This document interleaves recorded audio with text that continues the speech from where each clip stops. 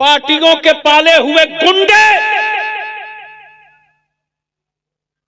ये भेजे हुए कुत्ते हैं, कुत्ते।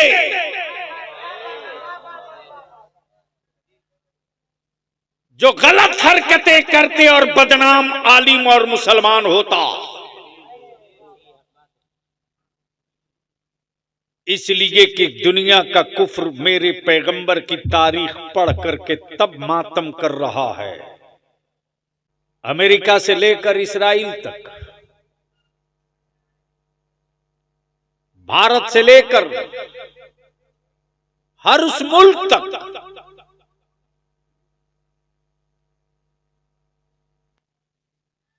इस्लाम ने किसी की जमीन पर कब्जा नहीं किया है।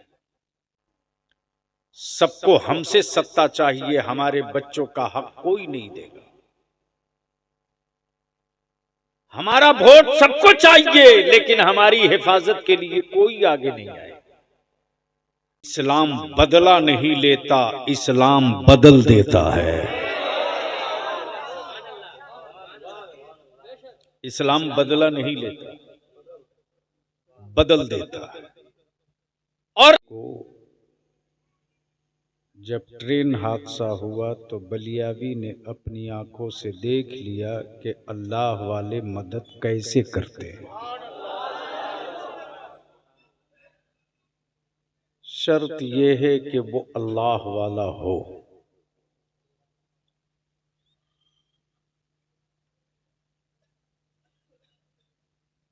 यहाँ के नौजवानों की मोहब्बत, खुलूस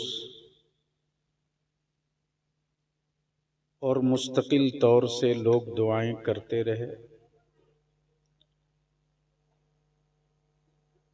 सच ये है कि जब कोई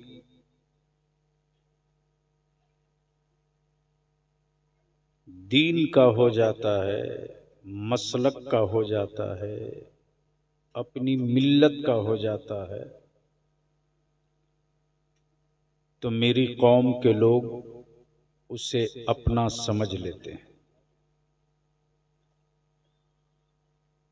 अल्हम्दुलिल्लाह, मशाइख की दुआएं, आप सबकी दुआएं,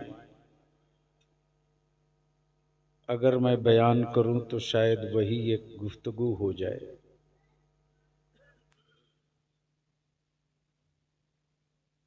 यहाँ के नौजवानों की मोहब्बत और खुलूस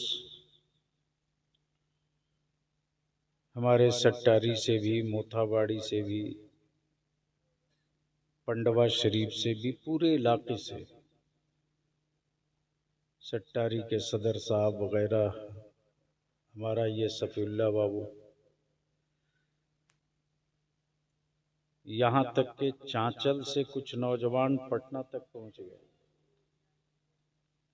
जिनको ये भी नहीं मालूम कि मेरा घर कहाँ है, मैं रहता कहाँ हूँ, लेकिन स्टेशन से पूछते पूछते रमजान में कई बच्चे पहुंच गए। ये खून का रिश्ता नहीं है, ये बिरादरी का रिश्ता नहीं है,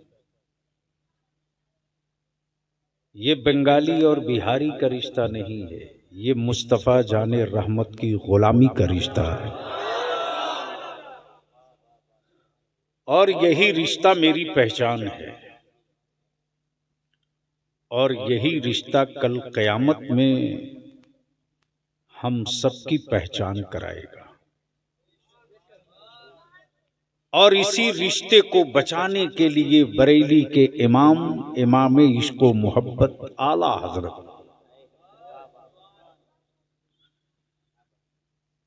बड़े प्यारे अंदाज में आका के नूर पर खतीब बंगाल हजरत मौलाना हसनुज़्ज़मा साहब, यानी दिलों को छू जाने वाली, गर्चे मैं बंगला बहुत नहीं समझता,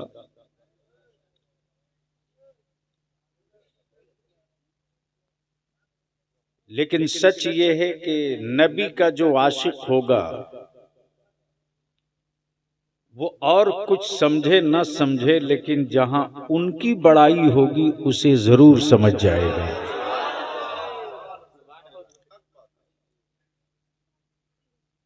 और अल्हम्दुलिल्लाह बड़े अच्छे अंदाज में नातो तकरीर आपने समाअत की। मेरी दुआ है रब्बे कायनात, ये कौन सा गांव है मौलाना फारूक साहब?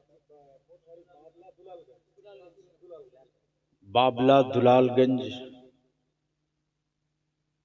मोथाबाड़ी और जहां जहां ईमान वाले बसते हैं, हमारी कौम के, हमारी जमात के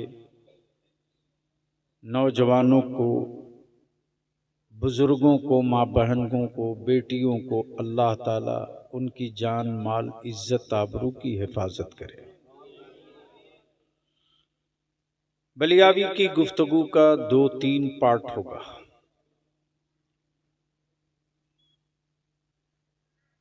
दुनिया में किसी कुफ्र को किसी से कोई डर नहीं लगता, लेकिन तन्हा इस्लाम है जिसे सारे जमाने का कुफ्र कांप रहा है। तवज्जो चाहो। आखिर वजह क्या है? जबकि मेरे पैगंबर सल्लल्लाहु अलैहि वसल्लम ने अपनी उम्मत को, अपने आशिकों को, अपने गुलामों को बदला लेने का कहीं भी तरबियत नहीं दी।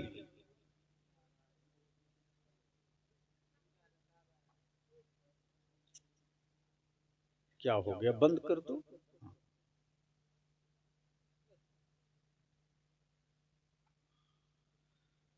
फिर भी पूरी दुनिया में एक तूफान है जिसको देखो उसी को इस्लाम से तकलीफ, और इस्लाम तन्हा मजहब है जिसको किसी से कोई दिक्कत और तकलीफ नहीं है। आखिर तकलीफ की वजह क्या है? तो इसी भारत में जब किसी धर्म विशेष के लोगों ने उनकी आइडियोलॉजी, उनके संस्कार, उनके कर्तव्य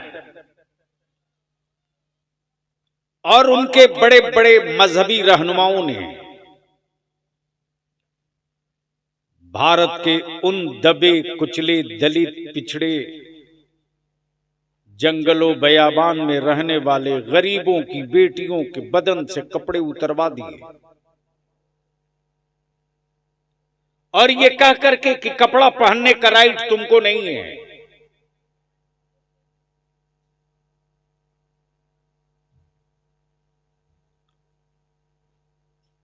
तुम्हारी बेटियां यूं ही नंगे रहेंगी, और सामंतवादियों की औलादें उन्हीं जिस्मों से अगर खेल जाएं तो उस पर कोई कानून या कोई हुक्म या कोई अदालत सजा नहीं सुनाएगी। लेकिन इसी भारत में एक इस्लाम का शहजादा था जिसका नाम हैदर अली खान टीपू सुल्तान था। जब इक़्तिदार की कमान संभाला तो ऐलाने आम करके बोल पड़ा कि भारत की किसी की भी बेटी हो वो भारत की बेटी है, और जितना सबको अपनी बेटियों का हक है उतना ही इनकी बेटियों का भी हक है। इसलिए अब निकल गई है तलवार टीपू सुल्तान की। देखता हूं कौन दलित भाइयों की बेटियों और उनकी बहन और उनकी माओं के बदन से कपड़ा उतार ले।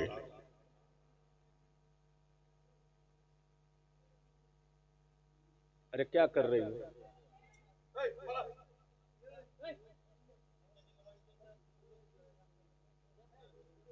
छोड़ दो भाई, बच्चे हैं। आखिर वजह क्या है? अमेरिका से लेकर इस्राइल तक, भारत से लेकर हर उस मुल्क तक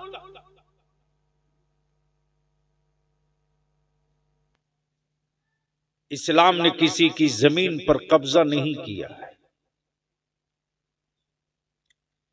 बावजूद उसके इस वक्त हमारी जमीनों पर हुकूमत डंडा मार के कब्जा करना चाहती है। ये वफ की जमीन और जायदादें मुगलों की दी हुई खैरात नहीं है। यह हमारी बनी हुई मस्जिदें और मस्जिदों के मीनारे हुकूमत के सिक्कों से नहीं बने हैं। यह हमारे करबला दरगाहें और ईदगाहें, इनमें हुकूमतों की कोई ईंट नहीं लगी है। जमीन मेरी, तामीर हमने की। जमीन मेरी, बनाए हम। और अगर कोई हुक्मरां ये सोचता है कि मुसलमान है, कर ही क्या सकता है, तो बलियावी आज से नहीं बरसों से चीख रहा है। बलियावी को कमजोर बलियावी की जमात के आलिमों ने किया।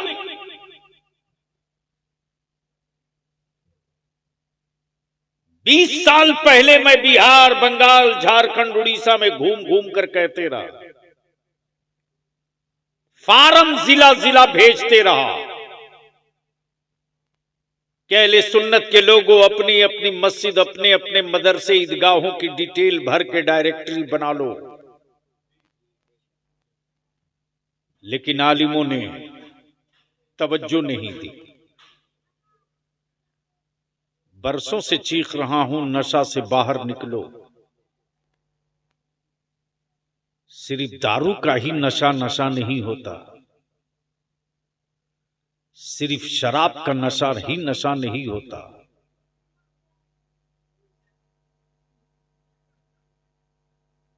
गफलत में अपनी नस्लों को छोड़कर जाना ये नशा से कम भी नहीं होता। वही किया।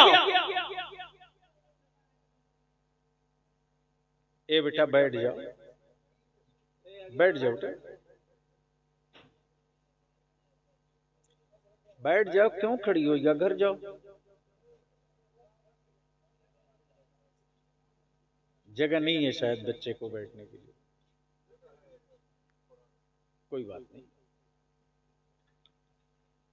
इसलिए आज बलियावी की थोड़ी देर गुफ्तगू बड़ी संजीदगी से सुन लीजिए। मैं जानता हूं कि इस वक्त हमारे बच्चों को तरबूज बना दिया गया है। याद होगा इसी मालदा के कई इजलास में मैंने कहा था, यह सेकुलरिज्म और कॉम्युनलिज्म धोखा है, धोखा। सबको हमसे सत्ता चाहिए, हमारे बच्चों का हक कोई नहीं देगा। हमारा वोट सबको चाहिए, लेकिन हमारी हिफाजत के लिए कोई आगे नहीं आए। सारी सियासी पार्टियों के लीडर कह रहे हैं कि वक्फ बिल खिलाफ है। बिल्कुल है, लेकिन अगर हमसे हमदर्दी है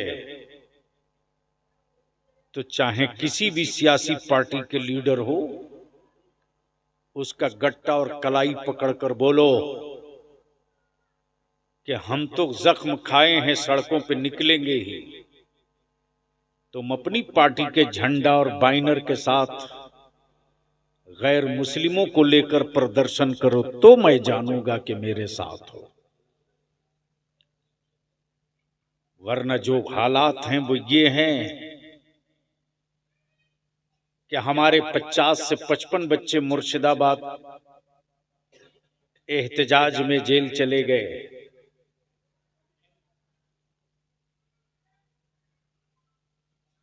बेईमानों ने बदतमीजियां की,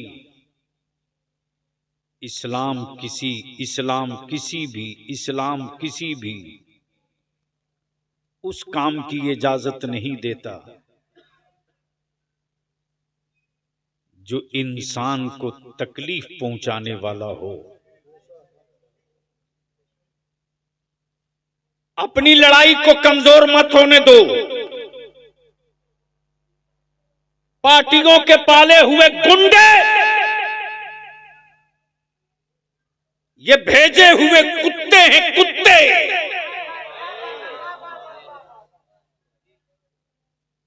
जो गलत हरकतें करते और बदनाम आलिम और मुसलमान होता। इसलिए कि दुनिया का कुफ्र मेरे पैगंबर की तारीख पढ़ करके तब मातम कर रहा है।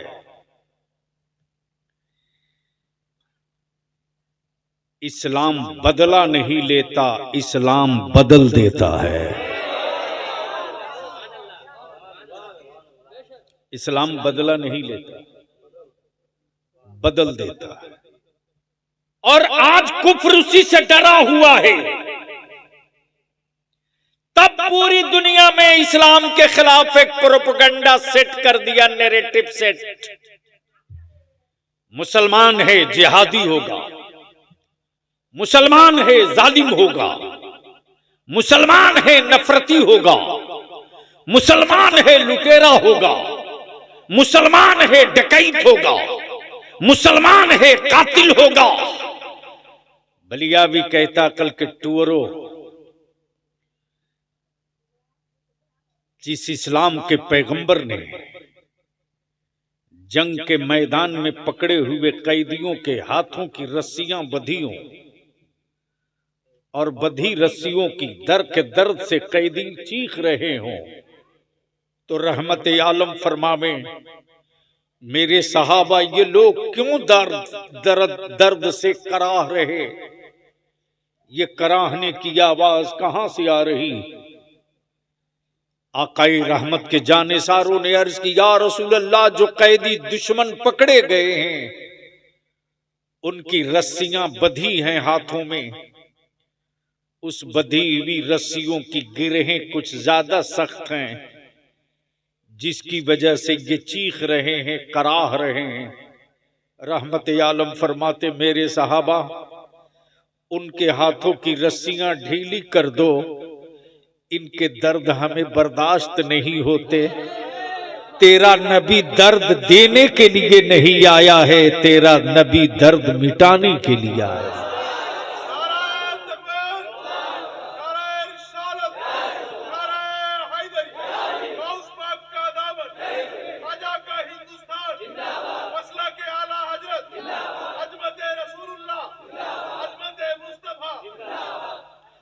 दर्द तो हमने बर्दाश्त किए, जंगे आजादी की लड़ाई का दर्द हमको मिला।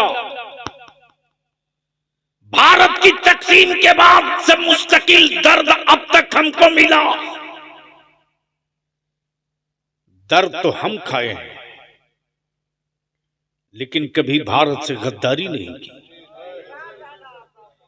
कभी हिंदुस्तान से गद्दारी नहीं की। जब मुल्क में एक संविधान, एक कानून, जब एक आईन, एक संविधान, तो याद रखो हुक्मरानों, जो ईमान वाला शहादत का जाम पीकर अंग्रेजों को भगाना जानता है, वो ख्वाजा का गुलाम भारत को बचाना भी जानता है।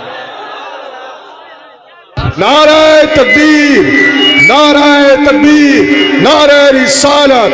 मेरे ख्वाजा का हिंदुस्तान, मेरे ख्वाजा का हिंदुस्तान। मसलक आला हजरत हजरत अल्लामा मौलाना गुलाम रसूल बलियाबी साहब किबला। नाराए तकबीर, नाराए रिसालत। जख्म खाकर मुस्कुराते रहना, ये मेरे नबी की सुन्नत है। जख्म खाकर मुस्कुराते रहना, ये मेरे मुस्तफा की सुन्नत है। लेकिन बलियाबी तो परेशान है यार। फेसबुक व्हाट्सएप पे कुछ मुल्ले हमारी औलादों को तख्ते मश्क बनाना जानते, जिनको ये भी पता नहीं कि इस वक्फ बिल कानून में क्या है। वो कहते कि बलियावी साहब क्या कर रहे हैं, इनका जमीर कब जागेगा। और जब बलियावी कहता है कि 10 अप्रैल को मैंने मीटिंग बुलाई है, आपका जमीर जाग गया हो तो मीटिंग में तशरीफ लाइए, तो कोई जवाब नहीं आता। जो पहला काम है वो ये है कि हमको गैरों ने नहीं अपनों ने लूटा है। चाहे हिंदुस्तान के बंगाल का वक्फ बोर्ड हो या बिहार का हो या यूपी का या गुजरात का या महाराष्ट्र का या कहीं का, हर वक्फ बोर्ड का चेयरमैन मुसलमान था। हर वक्फ बोर्ड का, हर वक्फ की प्रॉपर्टी का मुतवल्ली मुसलमान था। फिर वक्फ की जमीनें बिकी कैसे? वक्फ की जमीनों को बेचा किसने? और जिसने बेचा उस पर कानूनी कार्रवाई करके जेल भेजा क्यों नहीं? बलियावी को खूब पता है कि वक्फ बोर्ड में जो लोग बैठे हैं वो गैर मुस्लिम नहीं मुसलमान हैं। क्लर्क भी मुसलमान, किरानी भी मुसलमान। लेकिन अगर कोई चला जाए वक्फ बोर्ड में मस्जिद के काम से, मदरसे के काम से, दरगाह खानकाह के काम से, इमामबाड़ा करबला के काम से, तो वक्फ बोर्ड में बैठे हुए जो कर्मचारी हैं समझते हैं कि खुराक आ गई है, जितना नोच सकते हो इसको नोच के खा जाओ। इससे भी आप इनकार नहीं कर सकते। लेकिन लड़ाई तो होगी। अच्छा, एक बात मैं पूछूं कि लड़ाई समझ कर लड़नी चाहिए या बगैर समझे लड़नी चाहिए? जोर से बोलो ना। इतने बड़े मजमे में कोई एक आदमी है जो हमको समझा सके कि इस कानून में हमारे खिलाफ कौन कौन सा पॉइंट है?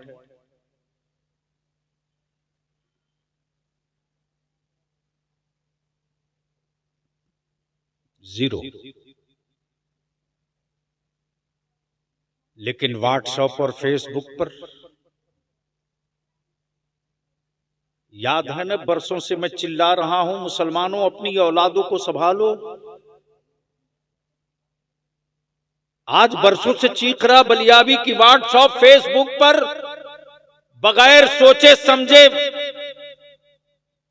बगैर उसकी सच्चाई को जाने हुए शेयर करने वालों, मेरे अजीज बच्चों,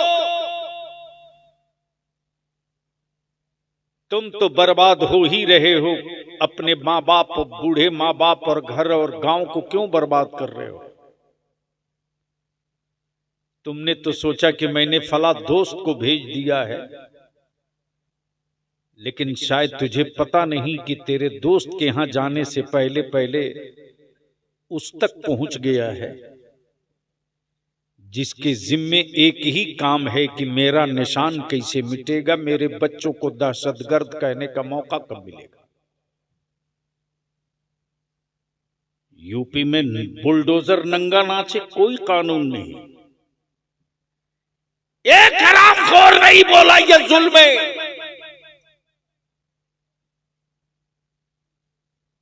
लेकिन मुर्शिदाबाद पर सब सबक पढ़ाने, ज्ञान देने आ गए। मैं इसकी सख्त निंदा मजम्मत करता हूं। किसी मजहब का कोई हो, आप अपनी बात करो, अपने हक की बात करो। किसी की दुकान और मकान जलावे कोई और इल्जाम मेरे बच्चों के सर पे मढ़ा जाए। दीदी को भी इस इजलास के जरिए मैं कहना चाहूंगा कि इसकी अदालत के जरिए जांच कराइए, इसलिए कि इसके अंदर से महक आ रही है कि हमारे बच्चों को बदनाम करने के लिए कोई साजिश रची गई है ताकि पूरे मुल्क में जो गैर मुस्लिम इसके खिलाफ वक्फ बिल की हिमायत में खड़ा हो रहे हैं उनको रोका जा सके, उसकी प्लानिंग का हिस्सा है ये। इसकी जांच होनी चाहिए। बोलो, होनी चाहिए कि नहीं होनी चाहिए? होनी चाहिए कि नहीं होनी चाहिए? जांच अगर कोई जज कर दे बढ़िया से तो जरूर निकल आएगा कि मुसलमानों को बदनाम कराने के लिए, इस लड़ाई को कमजोर करने के लिए और हिंदू मुस्लिम को बांटने के लिए यह हरकत कराई गई है। इसलिए मैं गुजारिश करूंगा यूट्यूबर जितने हमारे बैठे हैं, विजुअल और शेयर बढ़ाने के लिए अल्लाह के वास्ते वो हेडिंग मत लगाओ।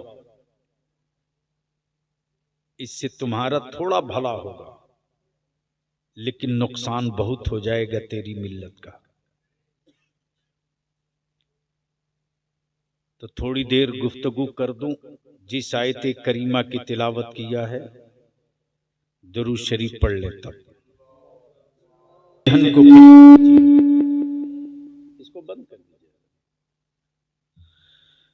आखिर इस्लाम से लोगों को तकलीफ क्यों है? तो एक मैंने बहुत तारीखी बात कह दी, इस्लाम बदला नहीं लेता, इस्लाम बदल देता है। तवज्जो चाहूंगा अहले स्टेज, सदर साहब, मौलाना देखें। इस्लाम बदला नहीं लेता, बदल देता। कैसे बदलता है? कैसे बदलता है? अब वही सुन लो तो बात मुकम्मल हो जाए। तारीख यही रही है कि बेटियां गाड़ी जाती थी और गाड़ने वाला कोई और नहीं, बाप होता था।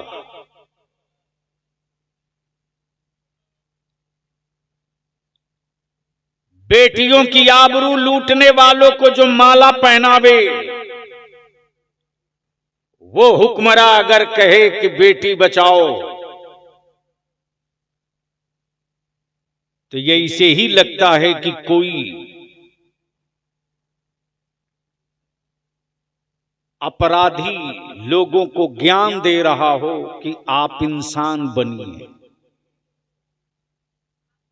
क्या यही सही है जैसे कोई डकैत किसी को कहे कि आप चोरी मत कीजिए। इस्लाम बदला नहीं लेता। बेटियां दफन हो रही थी, माएं सिसक रही थी, बेटियां गाड़ी जा रही थी, माएं आंसू बहा रही थी।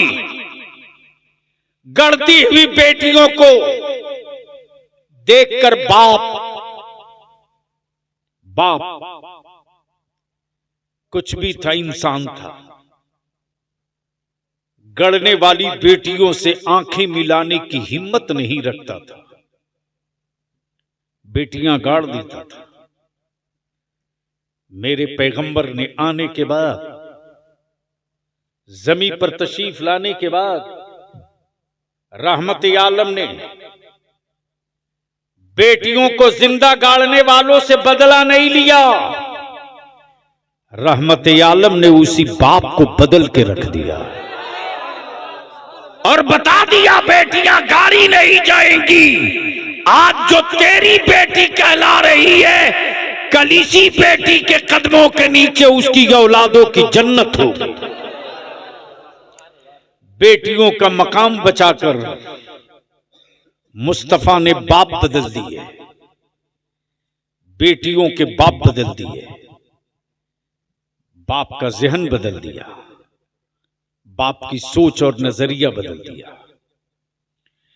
जब इस्लाम मक्के में तेजी से चल पड़ा और 39 लोग इस्लाम कबूल कर लिए। कितना? 39। कितना? जब 39 लोग इस्लाम कबूल कर लिए तब अरब के काफिरों ने मीटिंग की और उस दौर के दबंग फारूक आजम से कहा, ए उमर, 39 लोग मुसलमान हो गए, हम पूरी ताकत लगा दिए पैगंबर इस्लाम के खिलाफ प्रोपेगेंडा करने में। जादूगर कहे माजल्लाह कामयाब न हुए, साहिर कहे कामयाब न हुए, पत्थर मारे कामयाब न हुए, राह में कांटे डाले कामयाब न हुए, बदन पे गंदगी पे कूड़े फेंके कामयाब न हुए, उनके घर का घेराव किया कामयाब ना हो सके, काबे के तवाफ से रोक दिया कामयाब ना हो सके, अब तुम ही कुछ करो। तब उस दौर के उमर ने तलवार ली और लेकर निकले ये कहते हुए कि जब मैं नबी को ही नहीं रहने दूंगा तो इस्लाम कहां रहेगा, जब रसूल ही को नहीं छोड़ूंगा तो इस्लाम कैसे रहेगा। जैसे ही खबर मिली रहमत आलम को कि उमर चले हैं पूरे तेवर के साथ मेरे कत्ल के लिए, सैयदना अबू बकर अर्ज करते, या रसूल अल्लाह अलैहिस्सलाम, मेरे मां बाप आप पर कुर्बान। उमर की नीयत अच्छी नहीं लग रही। रहमत आलम मुस्कुरा के फरमाते, ओ उमर, ए अबू बकर, उमर 40 नहीं पूरा होने देंगे, आने दो, आज उमर को ही दाखिले इस्लाम करके 40 की तादाद पूरा किया जाए। अब 40वां से झगड़ा किसको किसको है भाई, यानी 40 से तकलीफ किसको है।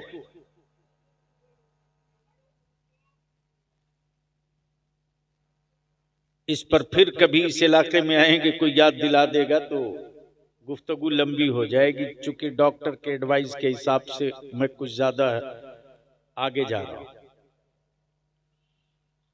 मुंह में 6 टाके अंदर पड़े थे।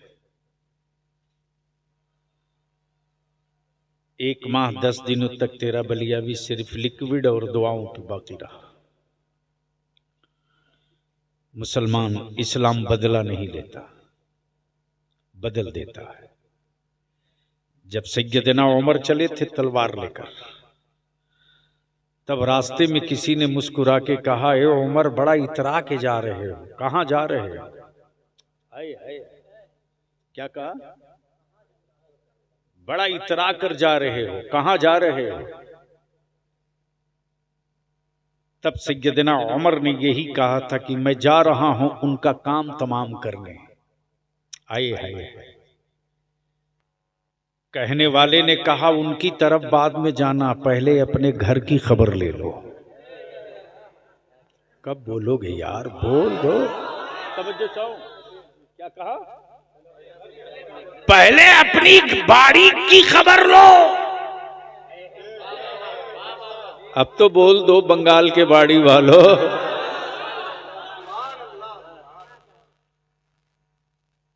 जैसे ही सुने उमर तो झुंझुला उठे, लौटे घर।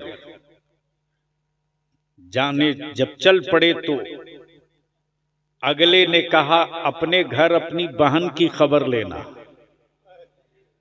तो सबसे पहले वो भागे अपनी बहन के घर। अल्लाह अकबर, क्या मंजर रहा होगा मुसलमान। सोच कि भाई के हाथ में तलवार है, कत्ल के इरादे से बहन को आया है। इस्लाम बदला नहीं लेता, बदल देता। जैसे ही सैयदना फारूक आजम तलवार लेकर आए हैं, दरवाजे पर जैसे ही कदम रखा, अंदर से कुरान करीम की तिलावत की आवाज आ रही। जैसे ही सैयदना उमर ने कदम बढ़ाना चाहा, फारूक आजम की बहन शेरनी की तरह गरज पड़ी, खबरदार उमर, आगे मत बढ़ना, खबरदार, वही ठहर जा, वही रुक जा। फारूक आजम कहते, ए बहन तुम क्या पढ़ रही थी, एक बार और पढ़ दो। बोल यार, बोल यार, बोल यार, अरे जोर से बोल, जोर से।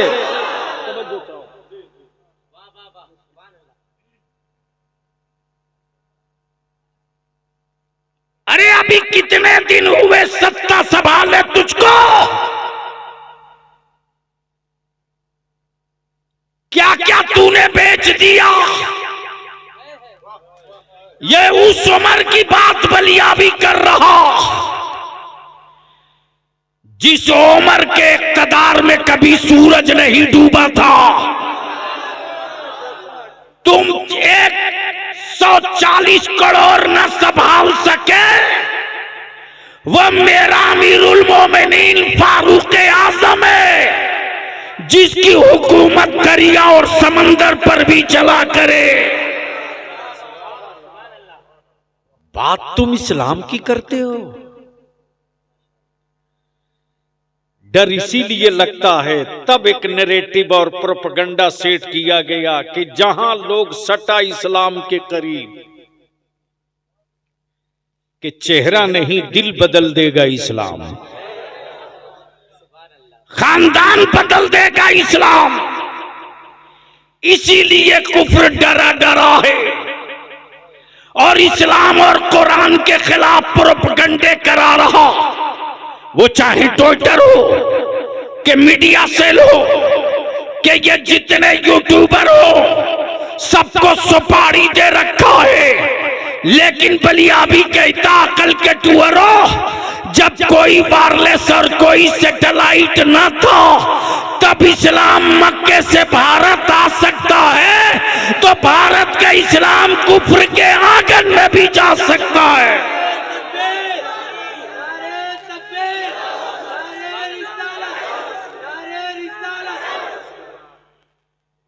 शर्त यह है कि तुम मुसलमान बन जाओ। आए हाय हाय, बोल दो तो बोल दूंगा, बोल दे जोर से। शर्त यह है कि तुम मुसलमान बन जाओ। जब तुम मुसलमान बन जाओगे तो तेरे घर में कभी शराब की बोतल नहीं खुलेगी। जब तुम मुसलमान बन जाओगे तो तेरे घरों में कभी सूद के पैसे की रोटी और सब्जी नहीं बनेगी। जब तुम मुसलमान बन जाओगे तो तेरे घरों के अलमारियों में सूद का कोई एक नया पैसा नहीं आएगा। जब तुम मुसलमान बन जाओगे तो तेरी मस्जिदें खाली नहीं रहेंगी, लगेगा हर दिन ईद है।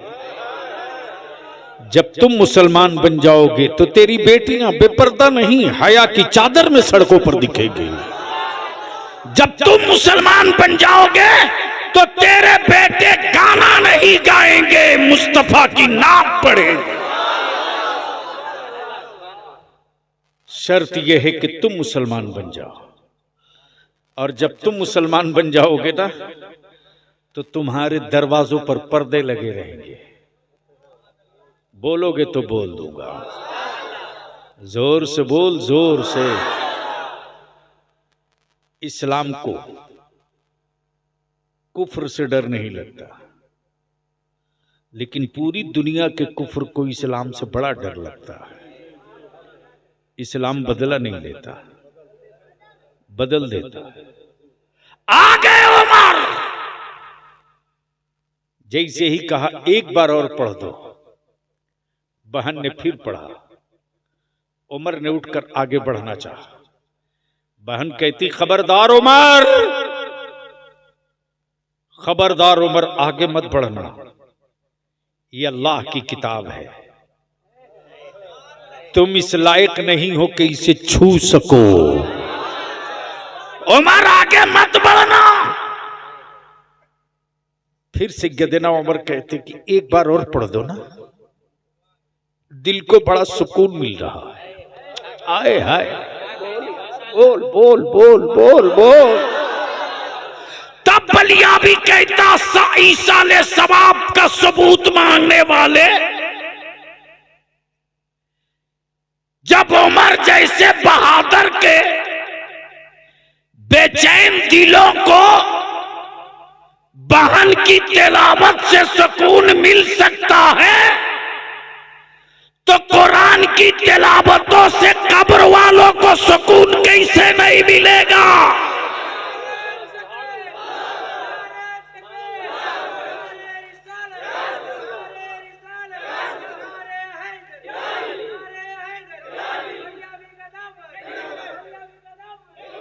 अरे भैया ये नारा मत लगाओ। इस वक्त पूरा बंगाल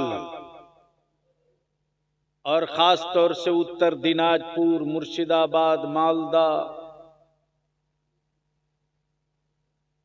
रायगंज, बीरभूम, मिदनापुर, पूरे बंगाल में बेपूंजी का अच्छा कारोबार तो यही है। बस चले कुछ लोगों का तो बलियावी की गर्दन दाब के मार देंगे, लेकिन हलक में जब तक सांस बची रहेगी ना,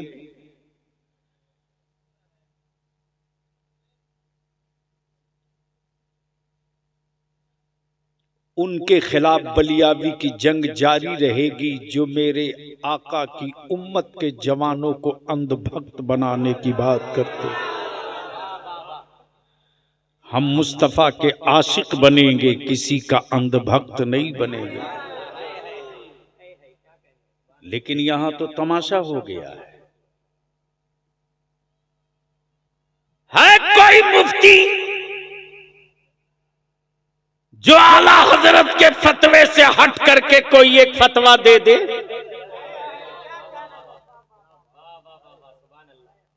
यानी सवाल का जवाब लिखने के लिए आला हजरत चाहिए,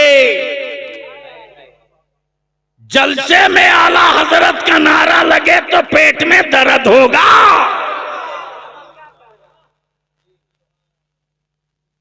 ऐसे लोगों को पहचानो,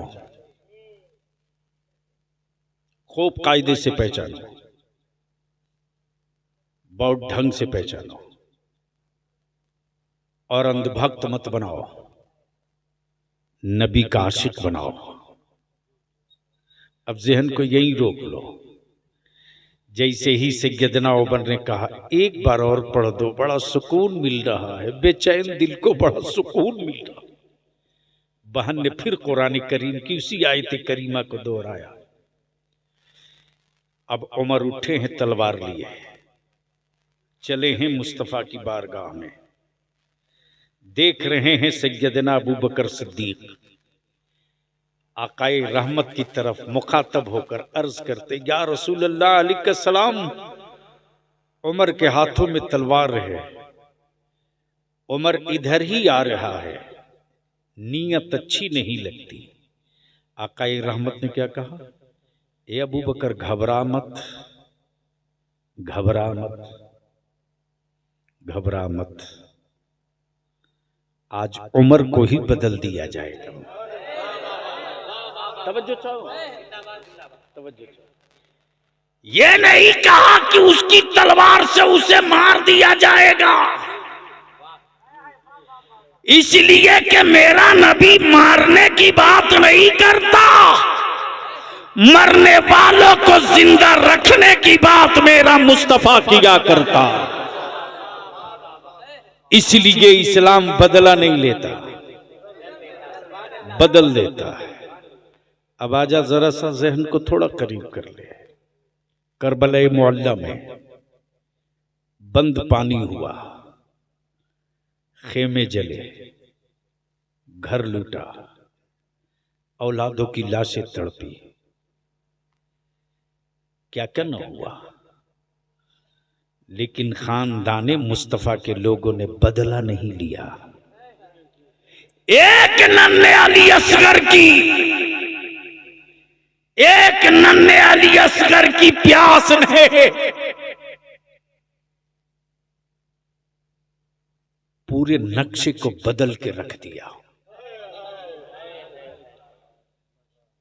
और बता दिया कि देख, पानी की औकात क्या है, हुकूमत की औकात क्या है, और मुस्तफ़ा की आल की और नबी के लाल की हिम्मत क्या है। लेकिन एक बात यहां दिल खोल करके बहुत कायदे से दिमाग में बात बैठा लो। कोई हो, किसी खानकाह का हो, किसी दारुल उलूम का हो, कितना हो बड़ा मुफ्ती मौलाना बनने का दावा करे, अगर किसी सहाबी रसूल बिलखसूस अमीरुल मोमिनीन सैयदना अमीर मुआविया की शान में गुस्ताखी करे तो समझ लेना ये यजीद के लश्कर का हो सकता है, हुसैन का आशिक नहीं हो सकता। और सुन मेरे आका की हदीस सुन, मेरे आका की हदीस सुन, मफहूम अर्ज कर दूं, वक्त नहीं। मेरे आका करीम फरमाते हैं, मेरे किसी भी सहाबी की कोई तौहीन करे, क्या कहा, मेरे किसी सहाबी की अगर कोई तौहीन करे तो समझ लेना कि वो जहन्नम के कुत्तों में से एक कुत्ता है। किसी भी सहाबी की है। मेरा गौसे आजम है, लेकिन सहाबी का मर्तबा नहीं है। मेरा गरीब नवाज, मेरा ख्वाजा गरीब नवाज है, लेकिन किसी सहाबी के रुतबे का नहीं है। अल्लाह अकबर, अल्लाह अकबर, अल्लाह अकबर। मालूम है हजरत सैयदना खालिद बिन हजरत सैयदना खालिद की मैदान जंग में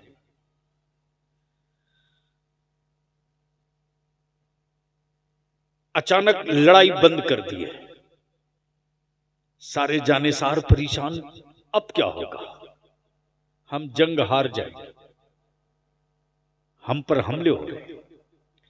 लेकिन हजरत सैयदना खालिद की कैफियत ये कि वो घोड़े से नीचे उतर करके अपना अमामा ढूंढ रहे हैं, अमामा ढूंढ रहे हैं। आप सोचो जरा, तलवारें चमक रही हो, गरज रही हो, इसी बीच में वो अपना अमामा ढूंढ रहे हैं, अपना अमामा ढूंढ रहे हैं और कह रहे लोगों तलवारें रोको, अमामा ढूंढो।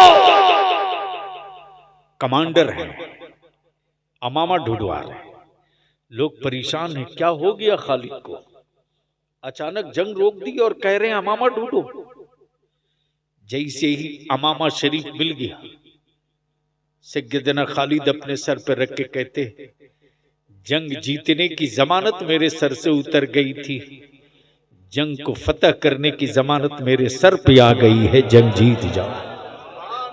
जानेसारों ने अर्ज की, ए सैयदना खालिद ये तो बताओ कि इस कपड़े में क्या तासीर है कि जंग जीतने की अमानत है।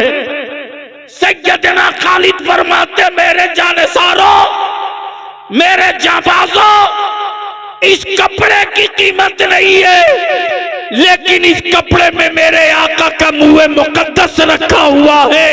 और खालिद का अकीदा और ईमान और इश्क ये है कि जिस मैदान में मुस्तफा का मुँह मुकद्दस होगा वो जंग हम ही जीतेंगे।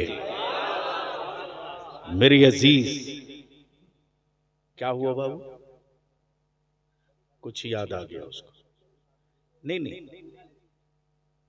किसके लिए? नहीं नहीं, बैठ जाओ, मोहब्बत है तुम लोगों की। याद रखना, हम अपने उलमा से बार बार कहते हैं, हमारे बच्चों की इस मोहब्बत को आप रायगा मत जाने दीजिए। दुनिया के किसी भी मजहब में इस तरह मोहब्बत करने वाला अपने मजहबी पेशवा से कोई नहीं मिलता है, कोई नहीं मिलता। मौलाना, आज तक मैंने नहीं देखा है कि किसी बाबा के लिए कोई गंदा वगलदान धुल करके ले जाकर के रखता हो? नहीं देखा। ये भी नहीं देखा कि आलिम, ये भी नहीं देखा। देखा ना, थोड़ा सा पसीना आने लगा, ऐसा सुबह पंखा लाओ। हम अपने उलमा से यही अपील करते हैं हाथ जोड़ करके कि हमारे बच्चों की इस मोहब्बत को आप बचा लो। अगर हमारे बच्चे घायल हो गए और आलिमों से भरोसा टूट गया ना, तो इस्लाम बहुत कमजोर हो जाएगा, सुन्नियत बहुत कमजोर हो जाएगी। और इस भरोसे को अगर आपने और जीत कर मजबूत कर लिया ना, तो आज भी मेरी कौम के उन बच्चों में जो मजदूर है, जो लेबर है, जो खटता है, जो ईंट जोड़ता है, जो दीवार पर प्लास्टरा करता है, जो सेंटरिंग ठोकता है, जो दिन में मजदूरी करता है, जो ऑफिसों में कलम चलाता है, जो तिजारत करता है, आज भी मेरे जवानों के दिलों में इतनी मोहब्बत आलिमों के लिए है ना, इतनी मोहब्बत है कि ये मोहब्बत दुनिया के किसी और मजहब के लोगों के जवानों के बीच नहीं है। इसको बचा लीजिए, इसको बचा लीजिए।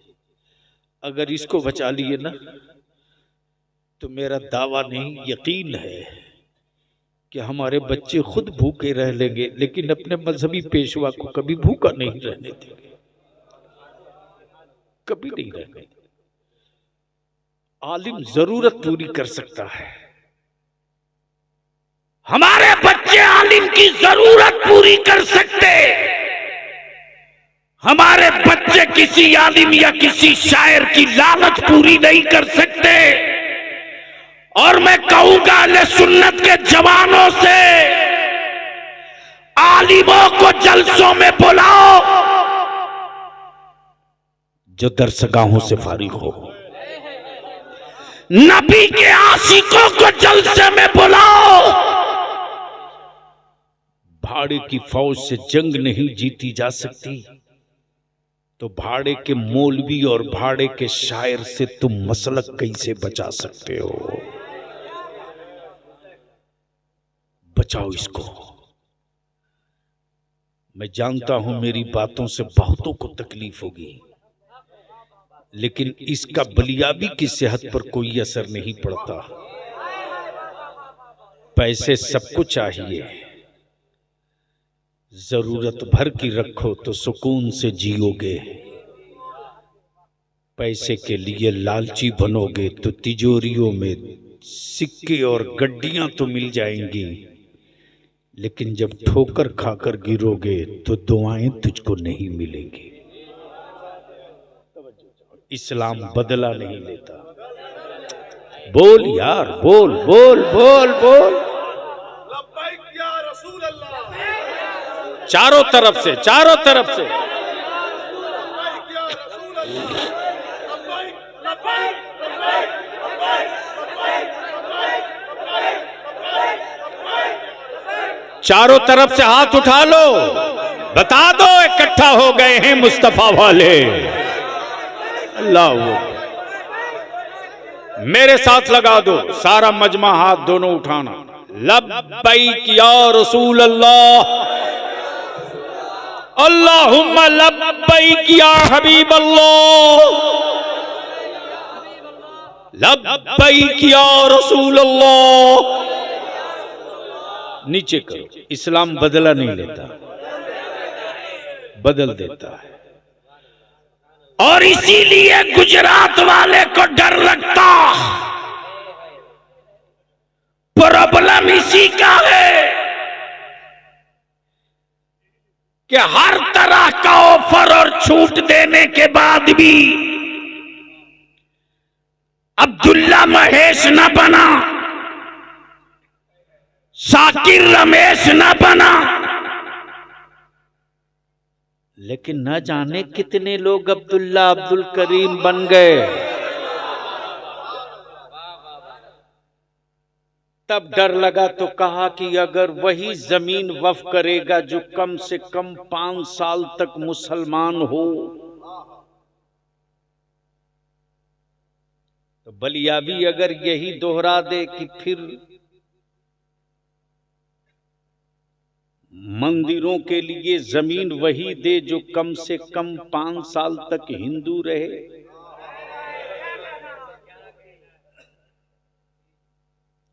अरे भारत के संविधान ने सबको छूट दी है, जिसको जो धर्म अच्छा लगे कबूल करो। तो उनको डर इसी बात का है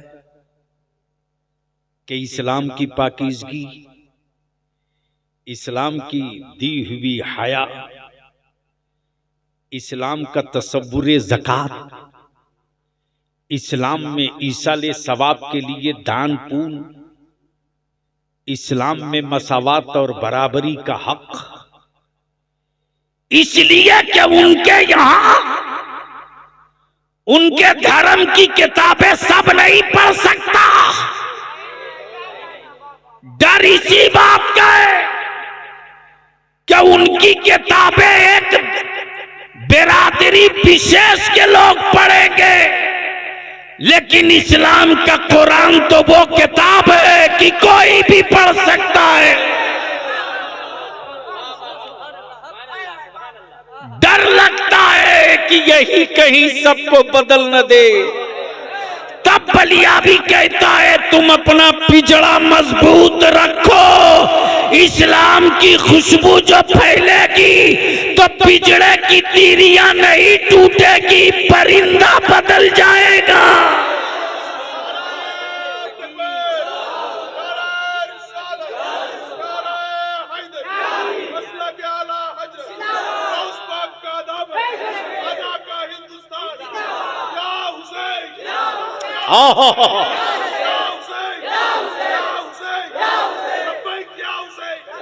सुभान।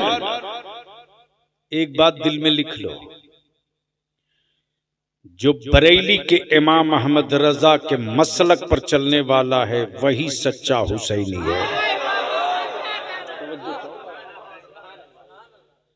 सैयदना अबू बकर सिद्दीक को छोड़कर कोई मौलाई नहीं हो सकता, और सैयदना मौला अली को छोड़कर कोई हुसैनी भी नहीं हो सकता। ये बड़ा नाजुक रास्ता है। अहले बैत के लिए बाल बराबर भी बदगुमानी हुई तो भी गए, और सहाबा के लिए खुलफाए राशिदीन सैयदना अबू बकर सिद्दीक, सैयदना फारूक आजम के लिए थोड़ी सी बदगुमानी हुई तो भी गए। आई है। अब जरा दिल लगा तो मैं तुझको आंखों से दिखा दूं और एक बहुत बड़े फितने को आज दफन कर दो। देखना चाहोगे? कितना टाइम हो गया? ओहो, बहुत देर बोल दी।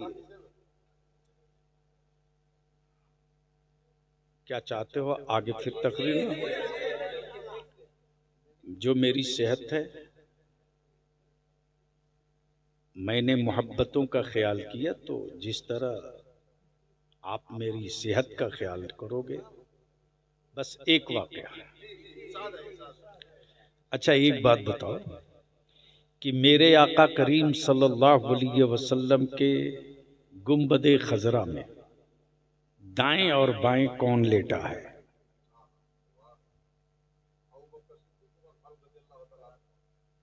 यही है ना? यही है ना? मेरे आका ने मौला अली को क्यों नहीं रखा?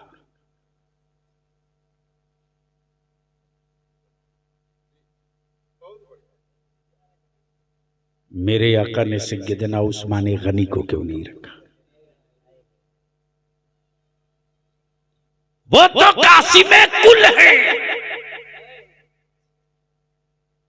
तब ताजु शरिया ने इश्क की चादर खसकाई और क्या कहा? जहां बानी अता कर दे। क्या कहा? भरी जन्नत, खाली जन्नत नहीं। बोल यार, बोल यार, बोल।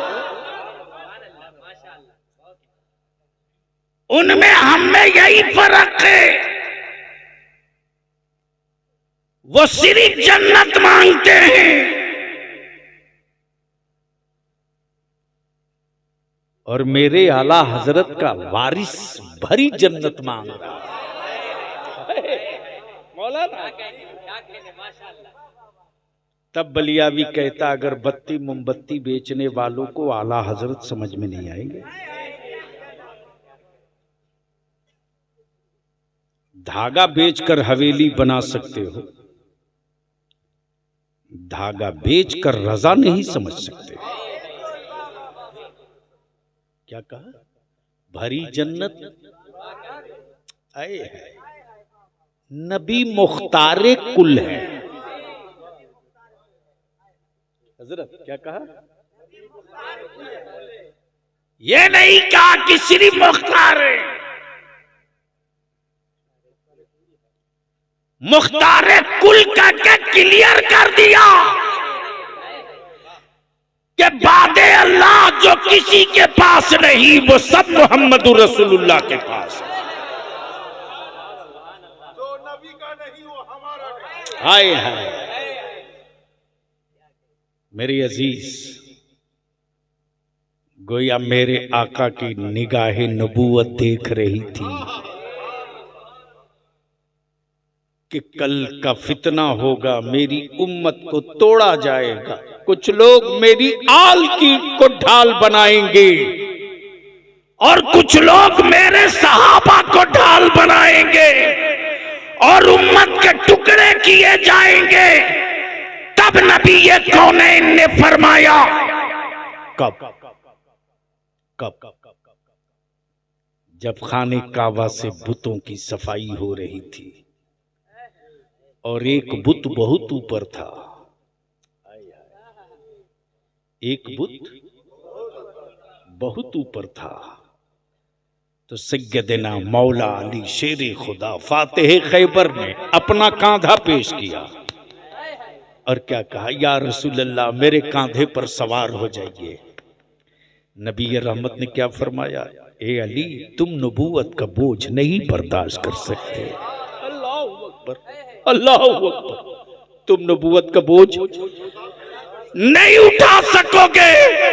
लेकिन जब हिजरत की रात आई और आकाए रहमत मक्के से हिजरत किए तो जहां तक रेतीली जमीन रही मुस्तफा पैदल पैदल, और जहां से पथरीली जमीन मिली आकाए रहमत फरमाते, अबू बकर इधर आओ, अबू बकर इधर आओ, अपना कांधा लाओ, सवार करो मुस्तफा को, सवार करो मुस्तफा को।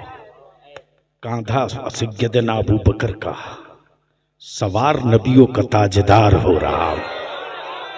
गोया उसी दिन क्लियर हो गया कि आकाए रहमत के बाद इस उम्मत का बोझ किसी और के कांधे पर नहीं जाएगा, सैयदना अबू बकर के कांधे पर जाएगा। और उसी दिन क्लियर हो गया। आकाए पाक ने गुंबदे खजरा में दाईं तरफ अबू बकर को, बाईं तरफ फारूक आजम को, इसके पीछे की ये भी राज कि अदब सीखना हो मेरी बारगाह में आने का तो अबू बकर से सीख कर आना, और अगर गुरूर में आओगे तो कल भी उमर की तलवार थी, अब भी उमर की तलवार है। और दोनों को आजू बाजू में रखकर, पहलू में रखकर बता दिया, ये कल भी मेरे थे। और सिर्फ यही नहीं बल्कि गवाह बना दिया। आए है, मालूम है तुझको? नहीं मालूम है, क्योंकि अब तो हमारे यहाँ जलसों में तकरीरें जो हो रही हैं, हमको तो तकरीर आती नहीं, ये तो मेरे ताजदारे अहले सुन्नत मुफ्ती आजम की अता है, रईसुल कलम ताजु शरिया की दुआ है, वरना मुझ जैसा कम पढ़ा कहाँ से तकरीर कर सकता है। ये मेरे बस का नहीं। मेरे अजीज, बस ज़हन को थोड़ा सा करीब कर लो, थोड़ा सा। इस्लाम बदला नहीं लेता। जोर से बोल, जोर से बोल, जोर से। ये वही इस्लाम है जिसने मक्का बदल दिया, बेटियों का वकार बदल दिया, बूढ़ों का मकाम बदल दिया, काबे की अजमत बदल दी। ये वही इस्लाम है। जब भारत में आ गया, कहां दिल लगाओ, बड़ी कीमती बात समझ सकते हो तो इशारे में समझना। मैं वो नहीं हूं कि किसी के बदन का कपड़ा उतारूं। वो नंगे लोग हैं जो लोगों को नंगा किया करते हैं। मुस्तफा वाले हयादार हैं, हया की चादर बांटते हैं। तवज्जो चाहो। लोग तलवारों पर धार लगा के बैठे थे, ये कह रहे थे कि हम ही रहेंगे, दूसरा थोड़ी आने वाला है। 7 समंदर पार ही मुस्तफा का दीन रहेगा, इधर थोड़ी आएगा।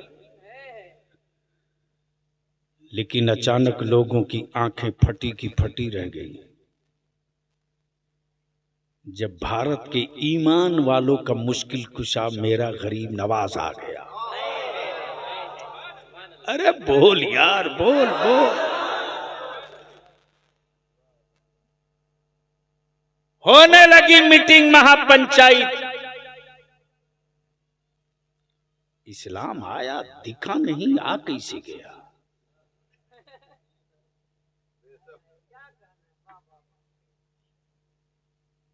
हजरत मौलाना फारूक ने, उमर फारूक साहब आए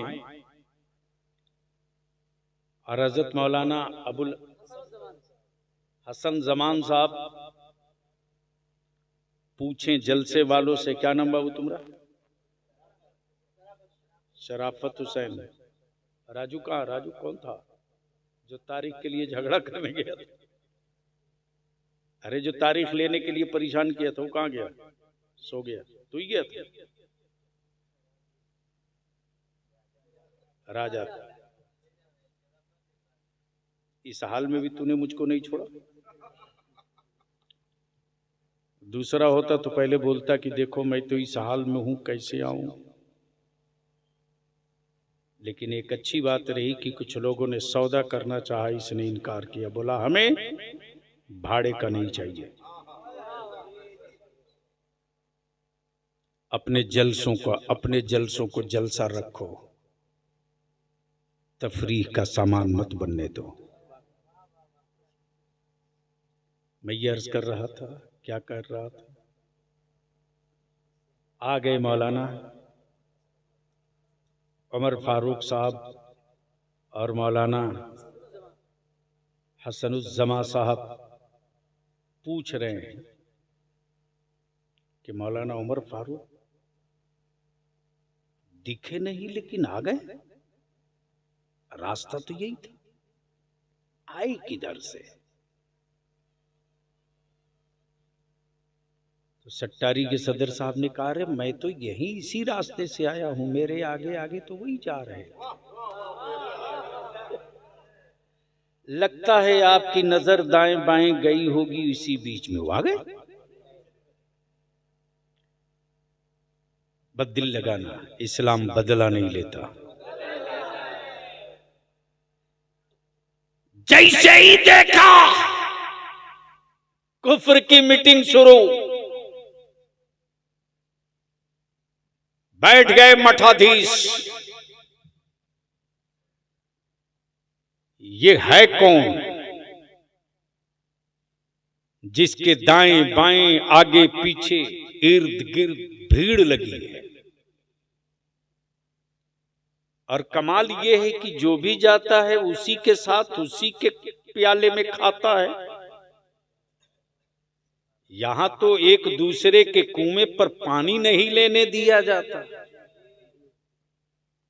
वो चले हैं इंसाफ करने मुसलमानों के साथ, जो आज तक अपने कुएं से किसी दलित को पानी नहीं लेने दिए।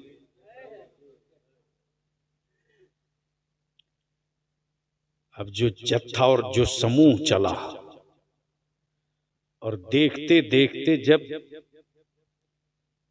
मुसलमान नहीं इस्लाम बढ़ने लगा, तब महापंचायत बैठी कि यार ये तो बड़ा गड़बड़ हो रहा है,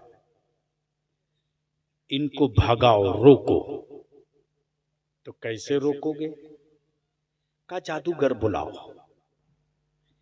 यानी इतना डर कि ये खुद भी नहीं मारने की हिम्मत करे जादूगर बुलाओ। सोचो।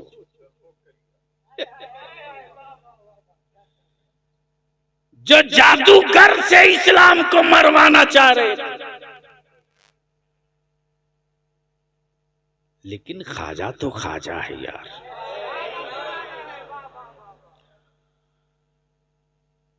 क्या बात रही ईमान वालों के मुश्किल कुशा, बलिहारी जाऊं मेरे गरीब नवाज। क्या दवा इलाज किया है, क्या बढ़िया जल पानी का व्यवस्था किया है। भेजा खड़ा उनको, पीटते पाटते कूटते पीटते लाई नीचे। अच्छा, हैरत है कि खड़ाउन को क्या पता कि जय जोगी जयपाल यही है, वो तो लकड़ी है। क्या हजरत? लकड़ी को क्या पता कि आप ही हजरत है, वो तो लकड़ी है। लकड़ी जाकर आसमान से ढूंढ लाई नीचे। चल नीचे चल, बहुत गुंडई कर लिया, चल। तब देखा अब तो यहां भी चुक गए, अब क्या करें? कहा पानी बंद करो आना सागर का। क्या कहा? बंद करो पानी, अपने ही ठीक हो जाएंगे। तब मेरे गरीब नवाज खान ने फरमाया, अकल के टूअरो, तुम पानी बंद करोगे, मैं आना सागर ही बदल के रख दूंगा। जो बदला है आना सागर, तो कुफ्र कांप गया। तब बलियावी कहता है कि इस्लाम बदला नहीं लेता, बदल देता है। हम आपसे अपील करेंगे, गुजारिश करेंगे, वक्फ बिल, वक्फ कानून पर एहतजाज हो तो पुरअमन हो, और किसी भी सियासी पार्टी के लीडर को मत जमा होने दो अपने आंदोलन में, वरना सत्ता पक्ष और विपक्ष दोनों मिलकर अपनी राजनीति के लिए हरकतें कुछ ऐसी कर देंगे और इल्जाम मेरे बच्चों के सर आएगा।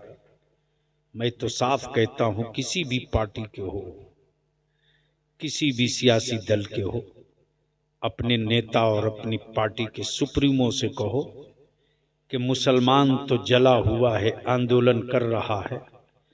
अगर सच्चे मानों में आप मुसलमानों के हमदर्द और वक्फ कानून के खिलाफ हैं, तो आप अपनी बिरादरी और अपने धर्म के लोगों को लेकर अलग निकलिए, ताकि हुकूमत पर ये असर पड़े कि इस कानून से सिर्फ मुसलमानों को ही तकलीफ नहीं है, भारत के नन मुस्लिमों को भी तकलीफ है।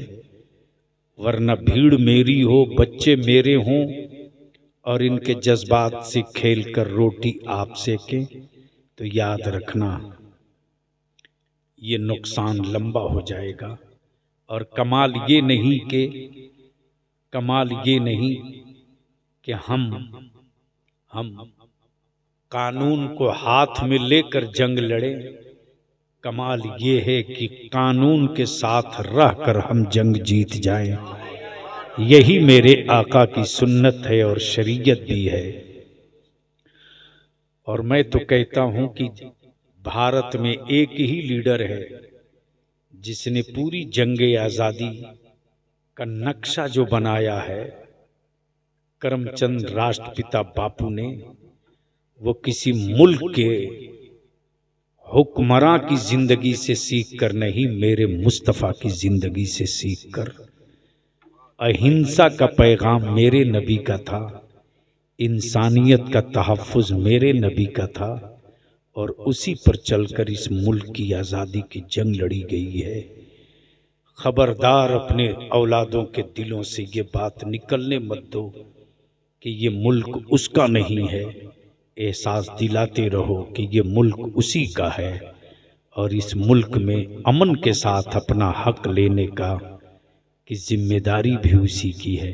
अल्लाह तबारक व ताला अमल खैर की तौफीक रफ़ीक अता फरमाए। यार जिंदा खड़े हो जाए। सलाम।